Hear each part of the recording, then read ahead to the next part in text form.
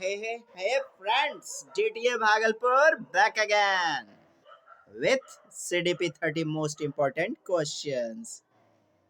The first bouncer ball is निम्नलिखित संरचनाओं में शिक्षा का अधिकार अधिनियम राइट टू एजुकेशन एक्ट 2009 किसकी वकालत करता है, किसकी एडवोकेटिंग करता है?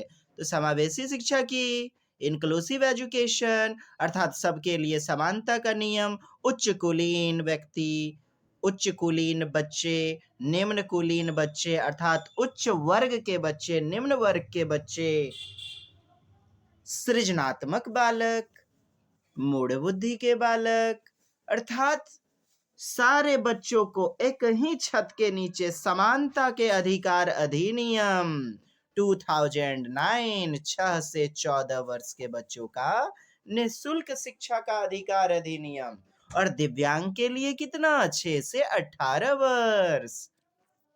तो वकालत किसकी करता है? जॉन डीवी की इंक्लूसिव एजुकेशन। पृथक्करण अलग करना गंदी बात जी, गंदी गंदी गंदी बात। बच्चों को वर्गीकरण करना, भेदभाव फैलाना, बच्चे में हीन भावना कि मैं विकलांग हूं, मैं दिव्यांग हूं तभी तो मेरे लिए विशेष कक्षा हो रही है, ऐसा नहीं करना है। मुख्य धारा मेन स्ट्रीम टीचिंग, मुख्य धारा में जोड़ करके पढ़ाना, इसको भी हटाइए। मुख्य धारा में एक ही प्रकार से किसी को नहीं पढ़ाया जा सकता है। मेन स्ट्रीम में मतलब अलग अलग प्रकार के व्यक्तिक विभिन्नता के आधार पर बौद्धिकता पाई जाएंगी ना। चलिए दोस्त, एकीकृत शिक्षा इंटीग्रेटेड एजुकेशन, एकीकृत करना यानी इंटीग्रेट करना चीजों को, 4 नंबर भी हमारा उत्तर होगा। लेकिन एकीकृत शिक्षा समावेशी शिक्षा के अंतर्गत ही समावेशित हो जाएगा। हाँ जी मित्र, सो 1 is the right answer. Next, यह विचारधारा कि सभी बच्चों को एक नियमित विद्यालय व्यवस्था में यानी रेगुलर स्कूल में भेजना, समूह शिक्षा कोलैबोरेटिव लर्निंग, समूह में सीखना, और जब बच्चे समूह में सीखेंगे तो राष्ट्रीयता, राष्ट्रीय मूल्य का विकास होगा, नैतिकता, सौहार्दता, एकता, अखंडता, बंधुत्वता, भाईचारा का विकास होगा, नैतिक मूल्य का विकास होगा। और यह किसमें? समूह शिक्षा, कोलैबोरेटिव लर्निंग, इंक्लूसिव एजुकेशन, समावेशी शिक्षा। वाई आवर आंसर 4 माने अपन चौथा आंसर किए नहीं होगा। हे भाई जी, हुनकर बहन जी, देख लिए चौथा नंबर उत्तर हो गया। मुख्य धारा वही बातें नहीं लेंगे, विशेष शिक्षा, विशेष कक्षा, विशेष शिक्षा, विशेष ट्यूशन, ये सारी बातें बैड फीलिंग होंगी जी। बहुसांस्कृतिक शिक्षा, मल्टी कल्चरल एजुकेशन, हटाइए इनको भी, कल्चरल वगैरह से जोड़ा जाएगा। चलिए, समावेशी क्वेश्चन हमारा का उत्तर हो गया 4 नंबर। नेक्स्ट नंबर है हमारा 3 नंबर। एक शिक्षक को कोची जी, शिक्षक को कोची करना चाहिए? विशेष संस्कृति व विद्यार्थी सांस्कृतिक विविधता की अनदेखी करें, मैंने अनदेखी करना चाहिए, अनदेखी नहीं चलेगा। विभिन्नताओं को, व्यक्तिक विभिन्नताओं को, विविधताओं को सम्मिलन करना चाहिए, सम्मिलित करना चाहिए अर्थात समावेशित करना चाहिए। दूसरा तो यहाँ अनदेखी करने वाली बात है, गलत।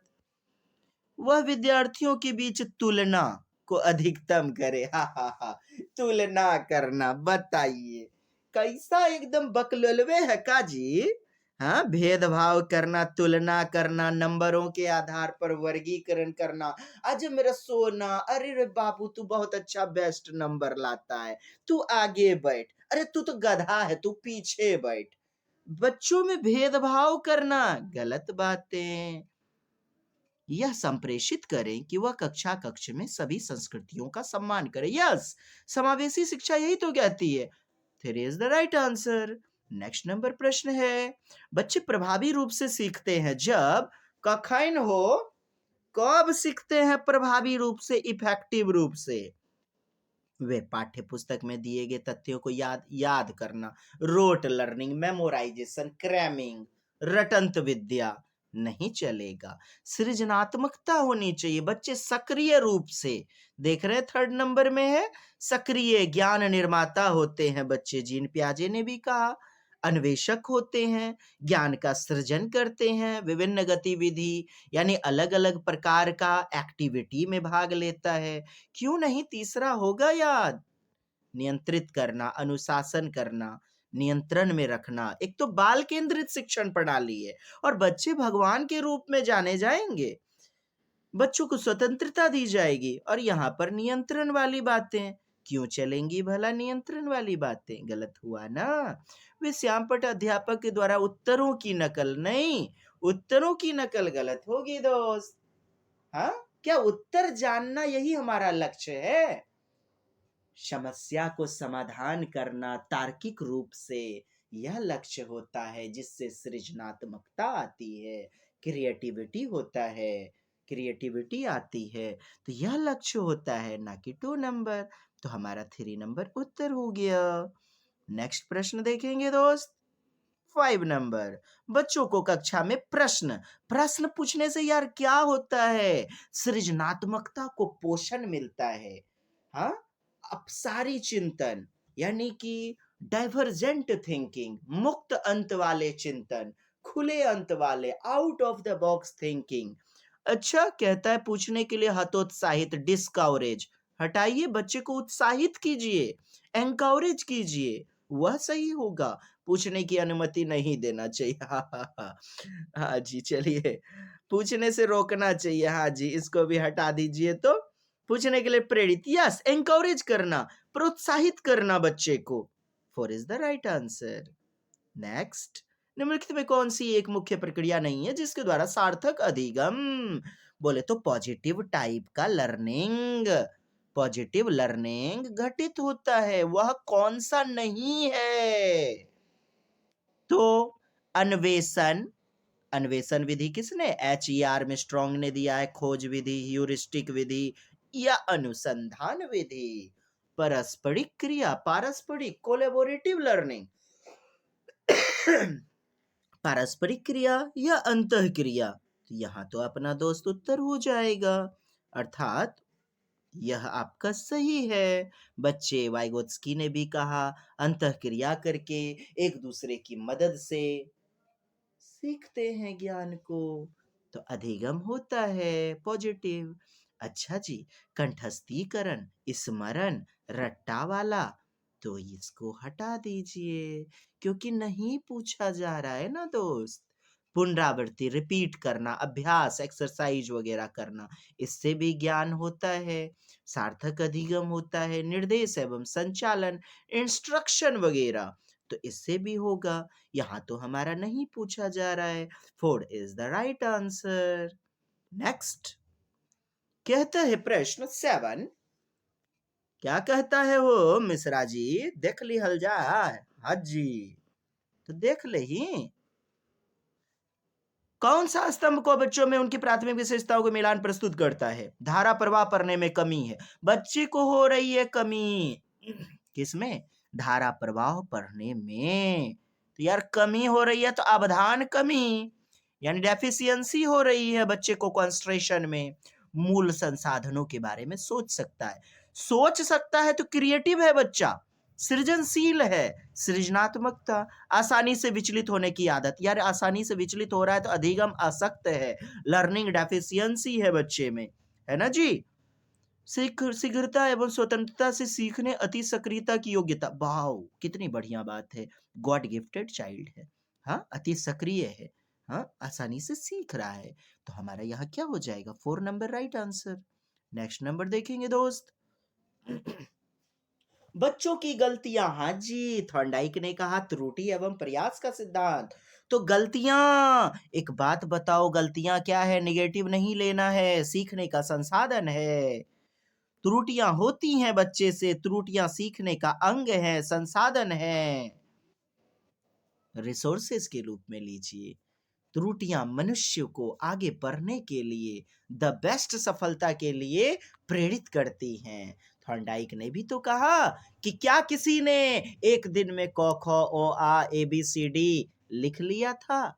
गलतियां हुई थी। हमने आपने जोड़ना घटाना गुना करना क्या एक दिन में सीख लिया, एक बार में कर लिया? नहीं ना।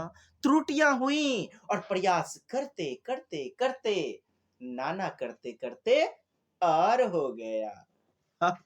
चलिए, गलतियों को संसाधन के रूप में लीजिएगा, अंतर्दृष्टि देती है। और अंतर्दृष्टि का सिद्धांत यदि जोड़े तो कोहलर महोदय वनमानुष सुल्तान, मैं सलमान मैं सुल्तान। चलिए, अधिगम का एक भाग है तथा उनके विचारों की एक अंतर्दृष्टि, इंसाइटनेस देता है। कितनी पॉजिटिव बातें हैं। माने गलतियों को आप निगेटिव वाला विकल्प को काटते जाइए। बच्चे कितने लापरवाह हैं, काट दीजिए। महत्वहीन है, गलत बात है। बार बार अभ्यास करने से तुरंत सुधार देना चाहिए। स्वतंत्र परिवेश दीजिए, हाँ, एनरिच एनवायरनमेंट दीजिए, बच्चा खुद ब खुद सुधार कर लेता है। तुरंत सुधार देना, बच्चे हीन भावना से ग्रसित होंगे।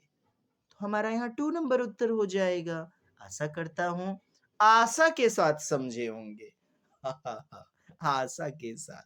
चलिए, शांति के साथ बैठ जाना है बगल में, नहीं तो प्रशांत जी आएंगे, उनके साथ बैठ जाना है। चलिए देखिएगा, कहते हैं मूल्यांकन को क्या, इवैल्यूएशन को। तो जो भी जांच प्रक्रिया है, मूल्यों का अंकन करना, इवैल्यूएशन, तो क्या है, शिक्षण अधिगम प्रक्रिया का एक भाग होना चाहिए। बहुत अच्छी बात है, शिक्षण अधिगम प्रक्रिया का एक भाग होना चाहिए। हाँ जी, एक पार्ट ऑफ लर्निंग होना चाहिए। अच्छी बातें हैं। केवल नंबरों के संदर्भ में नहीं, नंबर, मार्क्स, ग्रेडिंग, यानी कि नंबरों को देख करके होड़ लग जाना, तो नंबरों के लिए नहीं, सृजनात्मकता के लिए अध्यापन और अधिगम का कार्य होता है। वस्तुनिष्ठ, एमसीक्यूज, ऑब्जेक्टिव टाइप के क्वेश्चनों का लिखित कार्य आधारित होना चाहिए। एक अलग गतिविधि के रूप में लेना चाहिए, एक अलग गतिविधि, अलग मने कि सिलेबस का पार्ट ही बना दिया जाए, तो इसको भी गलत करेंगे। 1 नंबर हमारा यहाँ पर उत्तर हो जाएगा।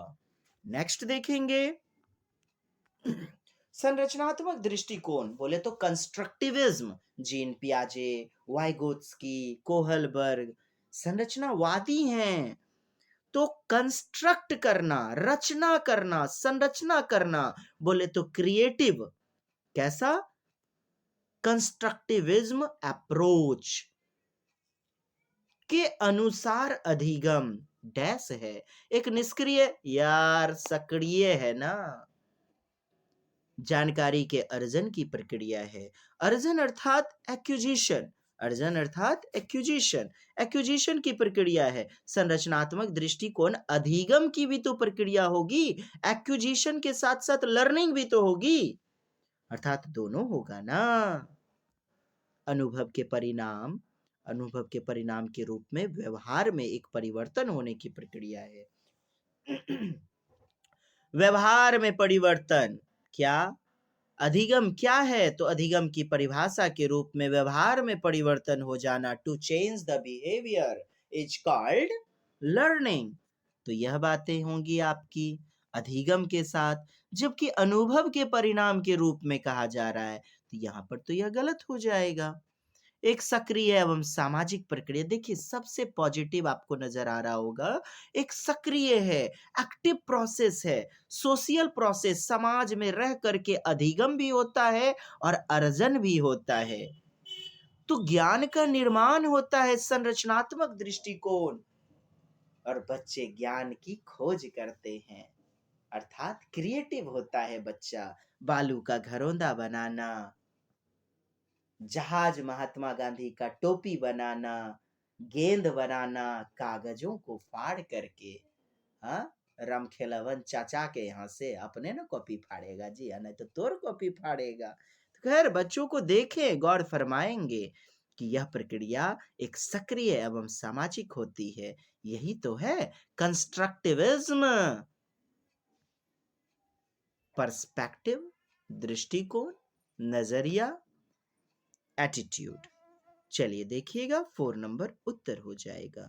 नेक्स्ट प्रश्न है दोस्त, जब शिक्षक को विद्यार्थी एवं उनकी योग्यताओं एबिलिटी के बारे में पॉजिटिव विश्वास हो जाता है तब विद्यार्थी क्या होंगे? सीखने के लिए ज्यादा से ज्यादा उत्सुक होंगे, क्यूरियस होंगे, प्रेरित होंगे, क्योंकि शिक्षक उसे बेस्ट रूप से पॉजिटिव नजरिए से देख रहा है।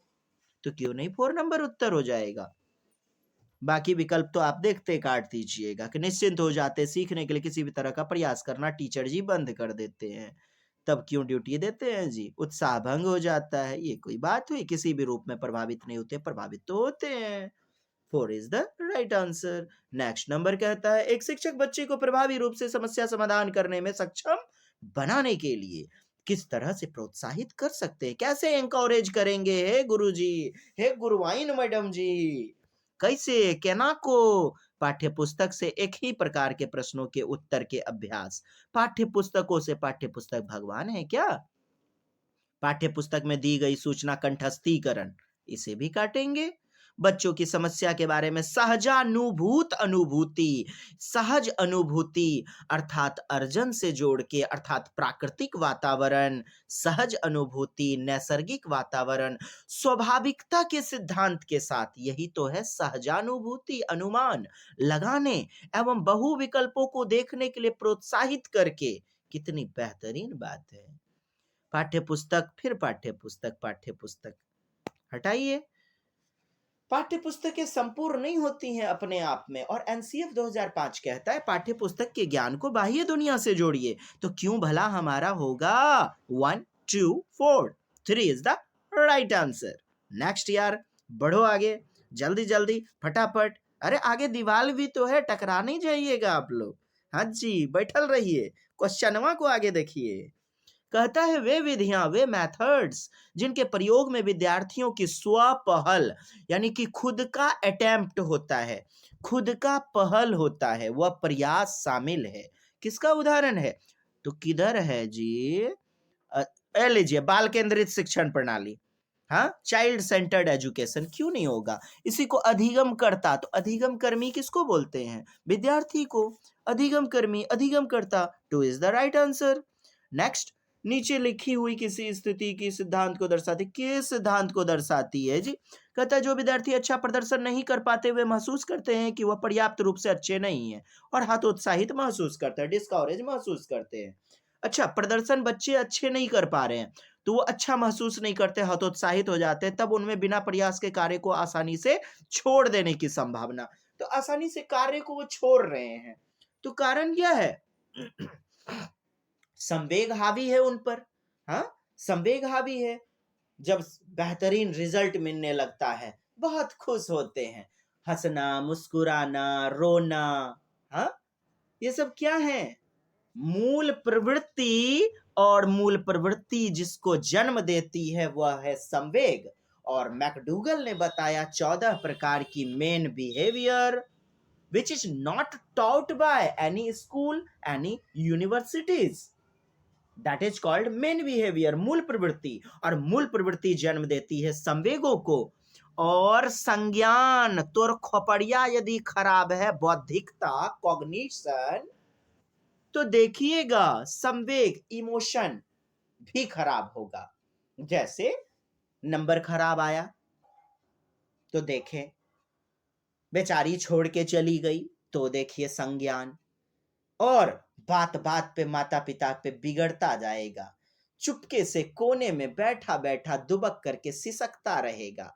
यह क्या है? संवेग ही ना।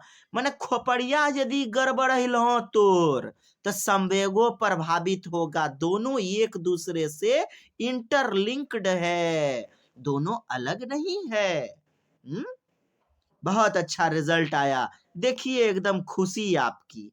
हाँ, तो संज्ञान और संवेग अलग नहीं है, यानी अंतः संबंधित है। अच्छा जी, 1 नंबर तो गलत हो गया।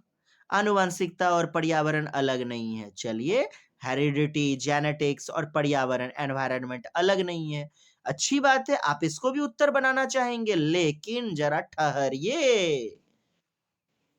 कहता है कि हतोत्साहित हो रहा है, निराशा क्या है? संवेग है। बच्चे का नंबर अच्छा नहीं आ रहा है, अच्छा प्रदर्शन नहीं कर पा रहा है, तो संज्ञान से जुड़ा हुआ है ना, कॉग्निशन से। क्यों आनुवांशिकता और पर्यावरण को बेचारा को हैप्पी क्रिसमस कहिएगा? क्यों होगा दूसरा विकल्प भला उत्तर? क्योंकि इसके आधार पर ना दोस्त, आपको तो इसके आधार पर चुनना है। तो हमारा संज्ञान और संवेग, 4 इज द राइट आंसर। दोनों अलग नहीं है, इंटरलिंक्ड है, कोरिलेटेड है, इंटरेक्टेड है। 4 is the right answer. Next, निम्नलिखित में कौन प्राथमिक सामाजिकरण का माध्यम है? प्राथमिक सामाजिकरण, चलिए दोस्त, कहता है प्राथमिक सामाजिकरण। आ जाइए। प्राथमिक समाजीकरण, बच्चा सर्वप्रथम जन्म लेता है, परिवार उसकी पहली इकाई होती है, यानी प्राथमिक समाजीकरण परिवार। यहां तो उत्तर आपका हो गया। लेकिन जरा ठहरिए, आइए इसके माध्यम से सारे आने वाले दुख दर्द, बाधा तकलीफ, कटीटा बुचीटा नटीटा सबको हर लेते हैं। कैसे दोस्त? देखिएगा। बात करते हैं अर्जन की। अर्जन में क्या होता है? प्रयास नहीं करना पड़ता है, एक्विजिशन, और अधिगम में करना पड़ता है प्रयास। विद्यालय का वातावरण कैसा होगा? फॉर्मल, फॉर्म होगा, अर्थात नियम कायदे कानून। फॉर्मल की हिंदी होती है क्या? औपचारिक। तो आपसे औपचारिक घटक पूछा जाता है, या अधिगम, तो द्वितीयक एजेंसी कौन हो जाएगी? जो औपचारिक होगा वो द्वितीयक होगा, यानी सेकेंडरी टाइप का एजेंसी होगा, निकाय होगा, या संस्था होगी, जो आपके हिंदी पेडागोजी में भी कई बार पूछे गए हैं, ईवीएस में भी। प्राथमिक समाजीकरण, तो अर्जन, अनौपचारिक प्रक्रिया, अनौपचारिक यानी नॉन फॉर्मल प्रक्रिया, अनौपचारिक। तो अनौपचारिक प्रक्रिया जो होगी, जो प्राथमिक निकाय होगी, है ना दोस्त। अब देखिए, घर परिवार रिश्तेदार माता पिता, ये सब क्या होंगे? प्राथमिक एजेंसी के अंतर्गत। अनौपचारिक यानी बिना नियम कायदे कानून। मम्मा रोटी बेल रही है, बोल बेटा क से कबूतरा, बोल बेटा ए से एप्पल, नहीं पढ़बो तो लागेगा तोरा चप्पल, बी फॉर बॉल, दुनिया है गोल। तो मम्मा आज 8 बजे पढ़ाई, कल पढ़ाएगी फिर 9 बजे। हो सकता है 10 मिनट लेट पढ़ाए या पहले पढ़ा दे। तो नियम कायदे कानून नहीं है ना, तो परिवेश कैसा होगा? प्रभावहीन होगा। अर्जन में उद्देश्य नहीं है, एमलेस होगा, और उद्देश्य सहित होगा। अधिगम, जहां प्रयास करना पड़ेगा। ड्रेस कोड पहनते हैं, स्कूल में बैठते हैं, स्कूल कैसा निकाय? औपचारिक निकाय, द्वितीयक निकाय, यूनिवर्सिटीज वगैरह। अच्छा, मीडिया, मल्टीमीडिया, मीडिया मल्टीमीडिया, बुकें या यूट्यूब चैनल्स इत्यादि, या डिस्टेंस कोर्स, ये सब आपका अनौपचारिक और औपचारिक दोनों के अंतर्गत आ जाएगा जी। सरकार, सरकार एक नियम कायदे कानून के साथ चलती है। बच्चा अपने माता पिता और परिवार के नागरिकता के बारे में, कैसे परिवार चलता है उसके बारे में जानता है, तब ना जाके सरकार के बारे में स्कूलों में जाके सीखता है। तो वह तो द्वितीयक निकाय होगी। तो सरकार किसके साथ? औपचारिक के साथ जाएगा, द्वितीयक निकाय के साथ जाएगा। अधिगम का पार्ट होगा, लर्निंग का। विद्यालय, विद्यालय देखिए, बच्चा 6 वर्ष के उम्र में पहली क्लास में गया, तो हो गया ना द्वितीयक निकाय, औपचारिक, अधिगम। ये बातें हैं दोस्त। उम्मीद करता हूँ कॉन्सेप्ट समझ में बेहतरीन आया होगा। यदि अच्छा लगा तो कृपया सहयोग करें, हमारे अन्य मित्रों का सहयोग करें, उन्हें भी शेयर करें ताकि वो भी लाभ उठा सके। बस निवेदन है आपसे, मदद करें हमारी भी। चलिए दोस्त, आगे बढ़ते हैं। यहाँ हमारा 4 नंबर उत्तर हो गया। नेक्स्ट नंबर प्रश्न की श्रृंखला है 16 नंबर। जीन पियाजे के सिद्धांत का मुख्य प्रस्ताव है कि, क्या है मुख्य प्रस्ताव? बच्चे की सोच वयस्कों से भिन्न होती है। आइए देखते हैं। जीन पियाजे महोदय ने बच्चे को नन्हे अन्वेषक कहा और बताया कि बच्चे की सोच बड़ों के समान होती है। वो सोचने का जो टाइप है, तरीका है, वो अलग होता है। कैसे? बड़े यदि मोबाइल को खोल खार के व्यवस्था के साथ उसे चेक करते हैं, आखिर यह मोबाइल क्यों नहीं चल रहा है, लेकिन छोटे बच्चे पानी में डुबा करके या खिड़की से बाहर फेंक करके सोचेंगे। तो मात्रा एक है, लेकिन प्रकार अलग अलग है दोस्त। प्रकार सोचने का अलग अलग है, यानी बच्चों का सोचने का प्रकार अलग होता है। तो बच्चों की सोच भिन्न वयस्कों से भिन्न होती है, वयस्कों से भिन्न होती है। यानी क्या? वयस्कों से प्रकार में, टाइप में, काइंड्स में अलग होती है, सही बात है। और तीसरा नंबर देखिए तो बच्चों की सोच गुणात्मक रूप में, यानी कि क्वालिटेटिव, गुणात्मक, गुण वयस्कों से भिन्न होती है। तो चौथा ऑप्शन तीसरे में समाहित हो गया, इंक्लूड हो गया। अब मुझे बताओ दोस्त, पापा जी को चुनिएगा कि खाली बैटरी को चुनिएगा? यार बैटरी को पटियाइए, बाबूजी को साथ ले जाइए, सब कुछ मिलेगा, बैटरी भी मिलेगी। बात बूझे? थर्ड ऑप्शन, बड़े विकल्प का चुनाव करें। सो 3 is the right answer. 4 is included in the option number 3, so 3 is the correct option. बच्चों की सोच वयस्कों से बेहतर होती है, बेहतर नहीं बताया किसी मनोवैज्ञानिक ने। यानी बच्चे नन्हे अन्वेषक हैं तो बड़े भी तो अन्वेषक होते हैं, तो बच्चे बड़े अन्वेषक हैं, हाँ, ज्ञान का निर्माण करते हैं। चलिए दोस्त, बच्चों की सोच मात्रात्मक, यहाँ केवल मात्रात्मक की बात की जा रही है, मात्रात्मक रूप में वयस्कों से भिन्न होती है, अर्थात क्वालिटेटिव नहीं, क्वांटिटेटिव, क्वांटिटी में अलग होती है। तो यहां पर हमारा 3 नंबर उत्तर हो जाएगा। देखेंगे नेक्स्ट, जेंडर क्या है? तो जेंडर एक सामाजिक संरचना है, याद रखें, जैविक निर्धारक नहीं, जैविक वगैरह की बातें नहीं चलेंगी। देखिएगा कैसे, सामाजिक संरचना, समाज के अंतर्गत बायोलॉजी, जैव विज्ञान वगैरह आ गया ना, तो बड़े पक्ष का चुनाव करेंगे। चलिए, अब आप समझ चुके हैं ये क्यों कटा, यह छोटा विकल्प हो गया और सामाजिक संरचना बड़ा विकल्प। मनोवैज्ञानिक सत्ता अर्थात साइकोलॉजिकल इफेक्ट, तो यह समाज का ही तो घटक है। आर्थिक अवधारणा, आर्थिक अवधारणा समाज का ही घटक है। अब देखिए दोस्त, दूसरा तो आपका उत्तर हो गया, लेकिन क्यों, हाउ? देखें, बेचारी कजली है, बेचारा रविया है, हाँ? बेटी कजली, 8 बज गया, जल्दी घर आ जा, समाज में ऊंच नीच कुछ हो जाएगी। बेटी तुम लड़की हो ना, बहुत कुछ देखना सोचना पड़ता है, तुम बात नहीं समझती हो, आ जाओ। बेचारा रविया 10 बजे 12 बजे तक घर से बाहर है, उसको कोई फोन कॉल नहीं जाएगा। लड़का है ना, ढकड़ा है ना, बैलवान है, तो समाज, बेटी जीन्स वगैरह पहन के जा रही, समाज देखेगा तो क्या, साइकिल तुम चलाओगी, पापा मेरे को स्कूटी ला के दो ना, अरे रे रे, नाक कट जाएगा, आज तक किसी ने मोटरसाइकिल नहीं चलाया है, घर से बाहर निकलो तो घूंघट ले करके, क्योंकि तुम लड़की हो ना।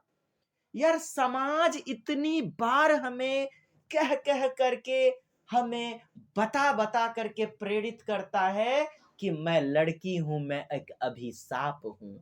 यह समाज ही तो है कि जो हमें एहसास दिलाता है एक लड़की होने का, वरना जन्म के बाद तक तो एक लड़की को क्या पता लड़की और लड़का होता क्या है।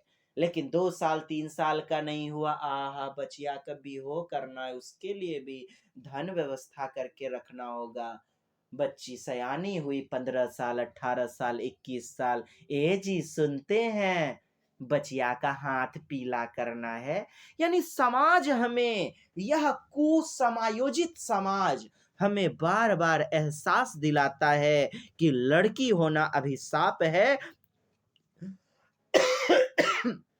तुम एक लड़की हो, और सामाजिक सामाजिक सत्ता यानी समाज का प्रभुत्व हमें बताता है कि जेंडर अर्थात जेंडर रूढ़िवादिता, लिंग भेदभाव, लड़का और लड़की में अंतर कौन निर्धारित करता है? तो सामाजिक संरचना, सामाजिक सत्ता, जबकि लड़की मां अंबा देवी दुर्गा का अवतार, उनसे ज्यादा तो बौद्धिकता लड़कों में भी, गृहस्थी का जीवन, मैच्योरिटी लड़कों में भी जल्दी नहीं पाई जाती। शायद स्वीकृत होंगे। चलिए दोस्त आगे बढ़ते हैं। सामाजिक संरचना आपका उत्तर हो गया। क्योंकि कई बार ये प्रश्न आए हुए हैं, कॉन्सेप्ट क्लियर ही नहीं होता है यार, क्यों नहीं भला। चलिए देखेंगे नेक्स्ट प्रश्न 18। निम्नलिखित में कौन सा विकास के व्यापक आयाम यानी कि कॉम्प्रिहेंसिव आयाम, कॉम्प्रिहेंसिव आयाम को सही पहचान करता है? कौन सही पहचान करता है जी दोस्त? देखेंगे संवेगात्मक बौद्धिक आध्यात्मिक। देखिए आध्यात्मिक दंगा फसाद करवाने वाली बातें नहीं, धर्म को लेकर के कभी भी खिलवाड़ या धर्म को लेकर के पढ़ाई की चर्चा नहीं चलेंगी। आध्यात्म कटा। फिर आया आपका जो है सामाजिक शारीरिक और व्यक्तित्व, व्यक्तित्व अर्थात पर्सोनैलिटी, और यहाँ है शारीरिक संज्ञानात्मक सामाजिक संवेगात्मक। 4 इज द राइट आंसर। क्यों? याद कीजिए वो समय development. What is development? PCMSE. PCMS science का टर्म याद रखें, physical, cognitive, mental, social, emotional, अर्थात सारे रूप में, जबकि व्यक्तित्व की बातें नहीं बताई गई हैं, है ना। ये कोई सिगमंड फ्राइड का व्यक्तित्व को 2 भागों में प्रक्षेपी विधि और प्रक्षेपी विधि, हाँ, एक होता है इंट्रोवर्ट, एक होता है एक्सट्रोवर्ट, अंतर्मुखी बहिर्मुखी। उनके इनके मित्र सी युंग साहब ने अंतर्मुखी बहिर्मुखी और उभयमुखी बताया। ऐसी कोई वार्तालाप नहीं हो रही है दोस्त, यहां हो रहा है विकास का, डेवलपमेंट के बारे में बातें। Why our 4 number not will be the answer. So 4 is the correct answer. Next number दोस्त, बुद्धि के बारे में लिखित। बुद्धि, बुद्धि क्या है? देखिएगा, बुद्धि अनुभव के परिणाम के रूप में व्यवहार के अपेक्षाकृत अस्थायी रूप से, यार बुद्धि आती है, व्यवहार में परिवर्तन होता है, अधिगम होता है, तो बुद्धि बदलती जाती है। एक जैसी बुद्धि रहती तो मनुष्य कभी भी विकसित नहीं हो पाता। अस्थाई वाली बातें कटेंगी यहाँ। बुद्धि एक आनुवांशिक विशेषज्ञ, मतलब कि जेनेटिक्स रूप से, तब तो वरदराज महोदय, कालिदास महोदय ये सब कट जाएंगे। चूंकि रिक्शा पुलर का बच्चे को भी आपने देखा होगा, हाँ, शुरू में पढ़ने की स्थिति काफी दयनीय रहती है, बाद में परिवेश जैसा मिलता है उस हिसाब से क्या होता है, मानसिक गतिविधि बेस्ट हो जाती है। तो यह कहता है आनुवांशिक विशेषक है, केवल आनुवांशिक विशेषक है जिसमें मानसिक गतिविधि जैसे स्मरण और तर्क शामिल होती है। तो गलत होगा ना दोस्त। बुद्धि बहुआयामा, यस। हार्वर्ड गिलफोर्ड महोदय ने क्या कहा कि बुद्धि विभिन्न प्रकार की योग्यताओं से निर्मित होती है। एक व्यक्ति में अलग अलग प्रकार की बुद्धि पाई जाती है, जैसा परिवेश मिलेगा वह बुद्धि निखर जाती है और बाकी बॉटम में दब कर रह जाती है, धरातल में। जैसे संगीतात्मक बुद्धि, भाषाई बुद्धि, अंतराव्यक्तिक अंतःव्यक्तिक बुद्धि, जैसे आपका प्राकृतिक बुद्धि, आध्यात्मिक बुद्धि, संगीतात्मक बुद्धि, गतिक बुद्धि, ये सारी क्या है साहब, बुद्धि बहुआयामी होती हैं। तीसरा उत्तर होगा। सर चौथा क्यों कटेगा? यार अभिसारी चिंतन है, इन द बॉक्स थिंकिंग। अभिसारी अर्थात जिसके एकमात्र उत्तर हो, सीमित उत्तर हो, और सीमित करना सृजनात्मकता का पोषण नहीं करता, सृजनात्मकता कौशल को पैना नहीं करता। तो क्यों भला अभिसारी चिंतन होगा हमारा उत्तर? 3 is the right answer. Next कहता है प्रगतिशील शिक्षा, प्रोग्रेसिव एजुकेशन। यार बात बस इतनी सी है, प्रोग्रेस करवाइए बच्चे का, चहुमुखी विकास हर क्षेत्र में, नैतिक, सांवेगिक, नैतिक, सांवेगिक, शारीरिक, सामाजिक, हर रूप में बच्चे का चहुमुखी विकास, ऑल राउंड डेवलपमेंट हो। बस इतनी सी बातें। अर्थात यहां पर क्या दिया गया? प्रगतिशील शिक्षा निष्क्रिय नहीं, सक्रिय अन्वेषक, अन्वेषण करना, खोज करना, ह्यूरिस्ट करना, आई ह्यूरिस्ट, HER ने दिया। और बच्चे सक्रिय ज्ञान निर्माता होते हैं, सारे मनोवैज्ञानिक ने कहा, खासतौर पे जीन विलियम फ्रिट्ज पियाजे महोदय ने।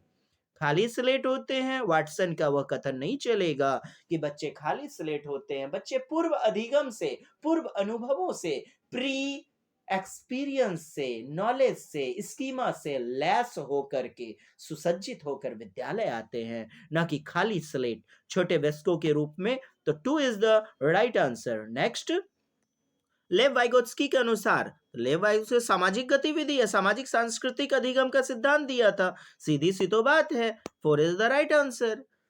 हाँ, अच्छा, व्यक्तिगत गतिविधि है, ये सब तो नहीं। अनुबंधित, ये बीएफ स्किनर या थॉर्नडाइक की बातें तो है नहीं। आईपी पावलाव, अनुबंधन का पिता, इवान पेट्रोविच पावलाव, कुत्ते के साथ जो प्रयोग किया हुआ था, है ना दोस्त, शास्त्रीय अनुबंधन, क्लासिकल कंडीशनिंग थ्योरी, वो वाली बातें तो है नहीं। 4 नंबर हमारा उत्तर होगा। नेक्स्ट नंबर प्रश्न है आपका, कहता है 22 नंबर, निम्नलिखित में कौन सा पूर्व संक्रियात्मक, प्री ऑपरेशनल स्टेज, बोले तो उम्र है 2 से 7 वर्ष। ठीक, कहता है पूर्व संक्रियात्मक अवस्था काल में बच्चे विशेषित करता है। तो क्या विशेषित करता है, हाँ, क्या विशेषता होती है पूर्व संक्रियात्मक में? तो विचारों की अनुत्क्रमणीयता, अर्थात इरेवर्जिबिलिटी, इरेवर्जिबिलिटी, इरेवर्जिबिलिटी।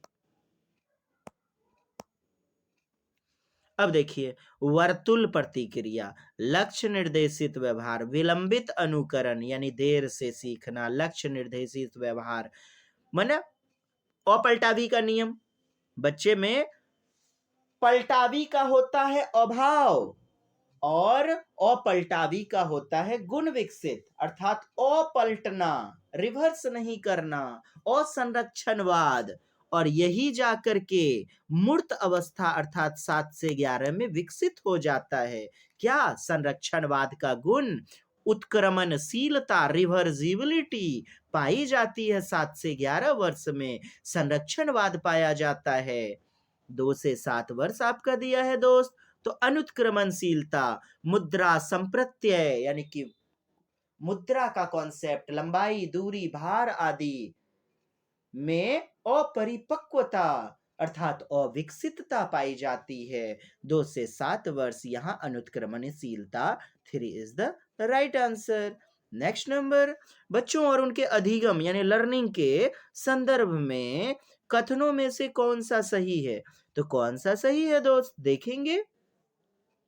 बच्चों को सीखने के लिए अभिप्रेरणा, मोटिवेशन और सीखने के लिए उनकी सक्षमता केवल आनुवंशिकता द्वारा पूर्व निर्धारित होती है। फिर वही बात है, हेरिडिटी। ऐसी बात होती तो वरदराज महोदय, वरदराज भैया कहिएगा, चाचू कहिएगा, दादा चाचू कहते हैं, हाँ, तो वरदराज चाचू बेचारा आनुवंशिकता उसकी लुसुर लुसुर थी, कैसे बाद में घपाक घपाक सीखने लगा? तो परिवेश वैसा मिला, हाँ, वैसी अभिप्रेरणा मिली, मोटिवेशन। तो कहता है मोटिवेशन वगैरह और लर्निंग, ये सब जो है केवल आनुवांशिकता पर निर्भर करती है, मोटिवेशन पर निर्भर करती है। आनुवांशिकता, heredity, genetics, Gregor John Mendel जिसके पितामह कहे जाते हैं।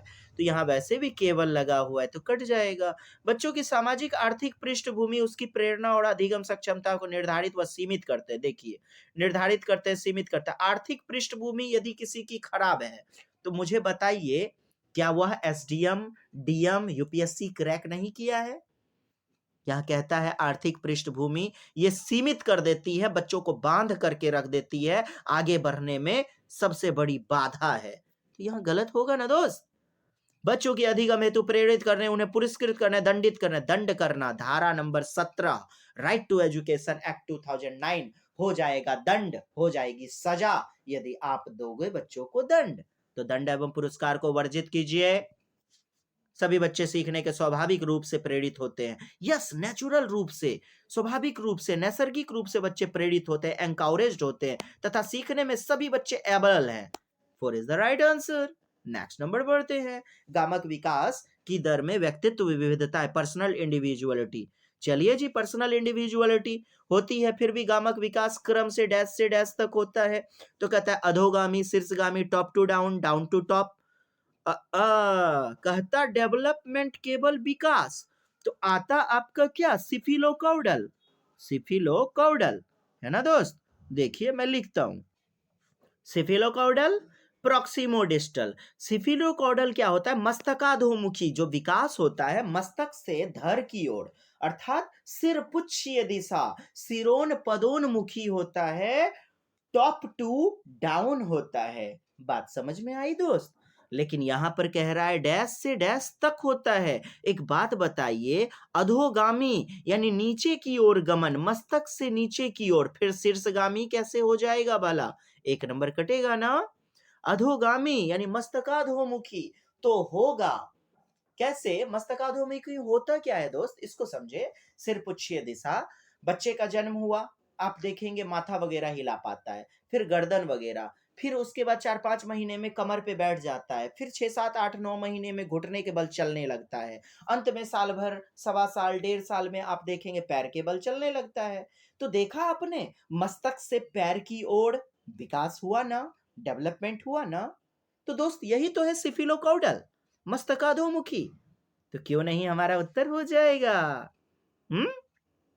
स्थूल से सूक्ष्म की ओर। बोले तो स्थूल जो हमारा है कंक्रीट, और जो हमारा सूक्ष्म है उसी को तो कहते हैं क्या? एब्स्ट्रैक्ट। That simple. और आगमन विधि की बात करते हैं दोस्त। आगमन विधि में ज्ञात से अज्ञात की ओर, उदाहरण से नियम की ओर, उदाहरण से नियम, स्थूल से सूक्ष्म की ओर, स्थूल से सूक्ष्म की ओर, मूर्त से अमूर्त की ओर। तो जो मूर्त है वही तो स्थूल है। पहले बच्चा, जो सामने जो चीजें नजर आती हैं शुरुआती दौर में, क्या लिखा है? गामक। शुरुआती दौर में बच्चे की आंखों तक जो दिखाई देती है केवल उसी तक सोच पाता है, अर्थात मूर्त चीजों के बारे में कल्पना करता है।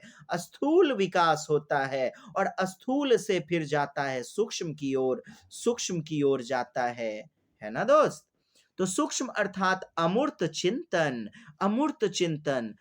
शुरू शुरू में बच्चे का विकास जो होता है अपरिष्कृत होता है, नॉट गुड क्वालिटी का होता है। फिर उसके बाद वह परिष्कृत हो जाता है, धीरे धीरे शुद्ध शुद्ध हो जाता है।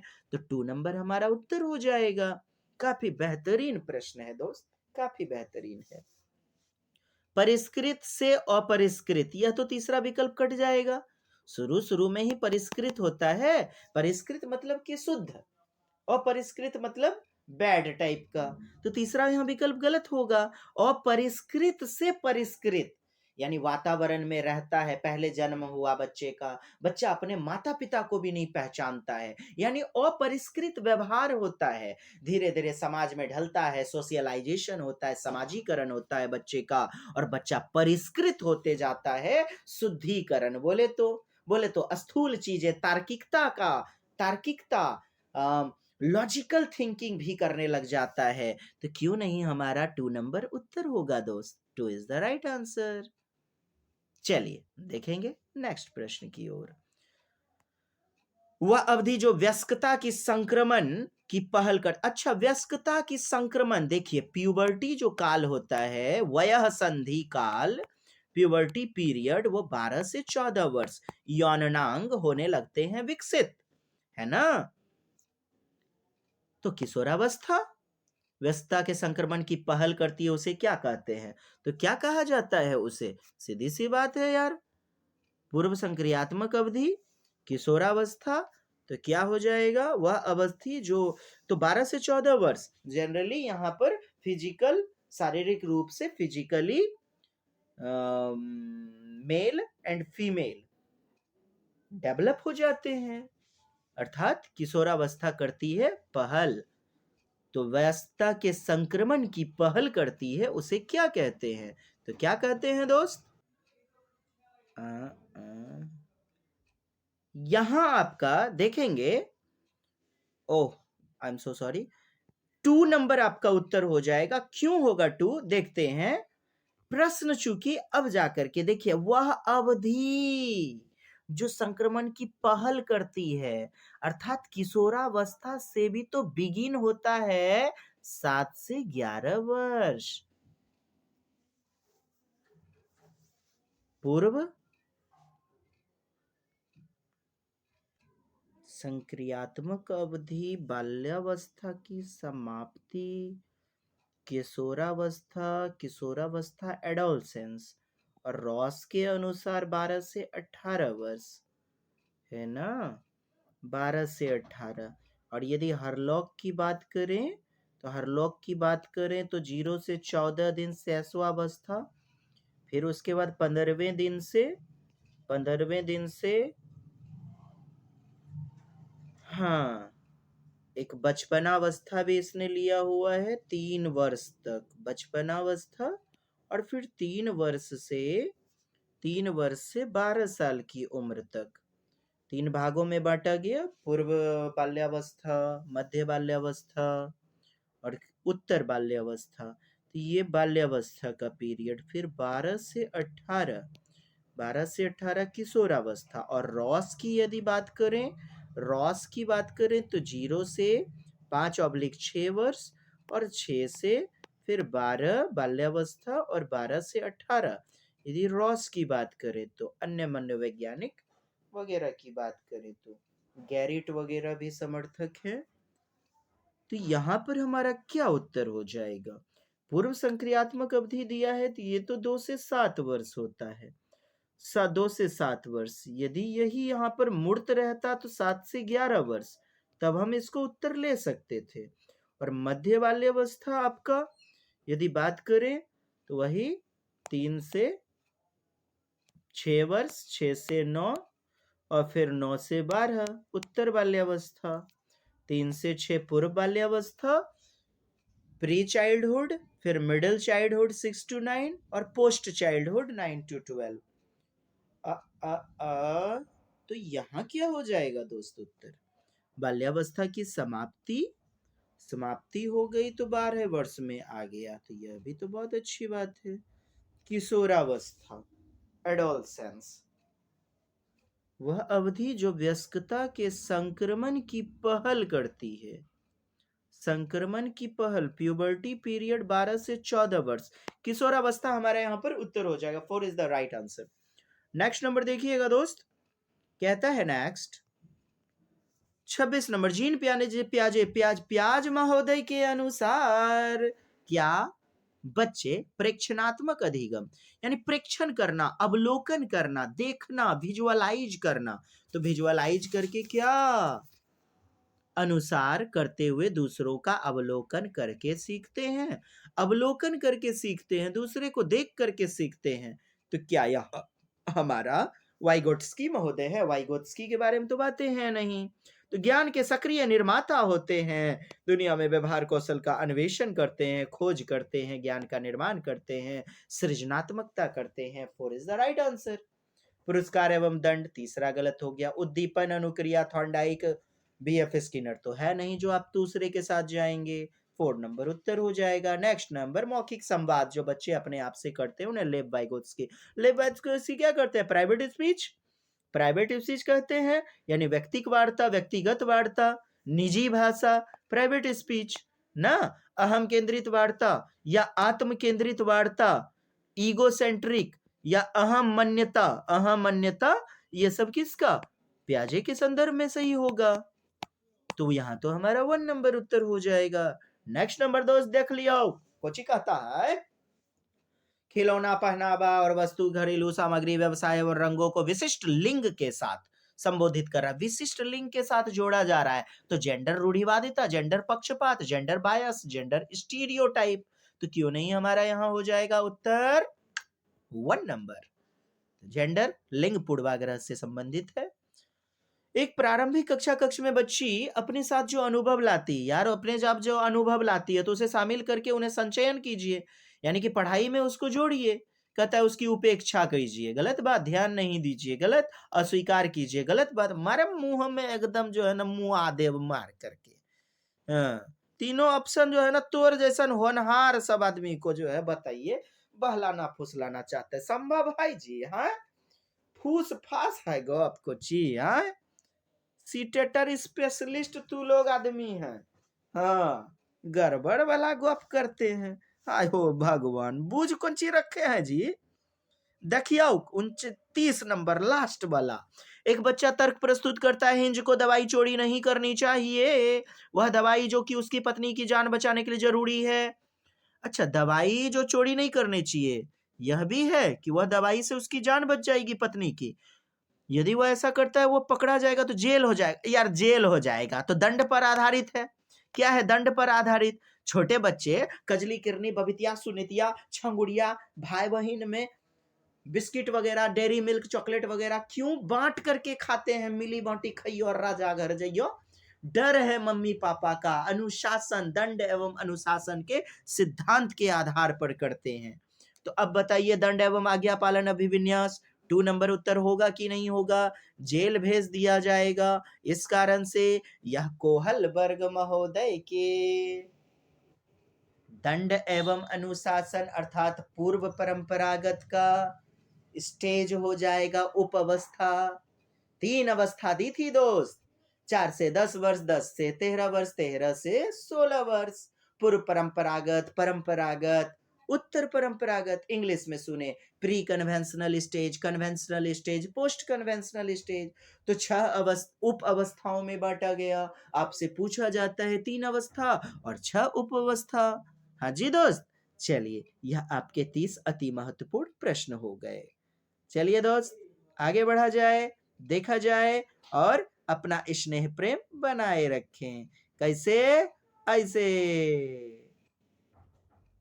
प्लीज लाइक, शेयर, सब्सक्राइब, ललका बटन का लरठी चौंप दीजिए। धन्यवाद। Bye bye. जय हिंद, जय भारत, वंदे मातरम।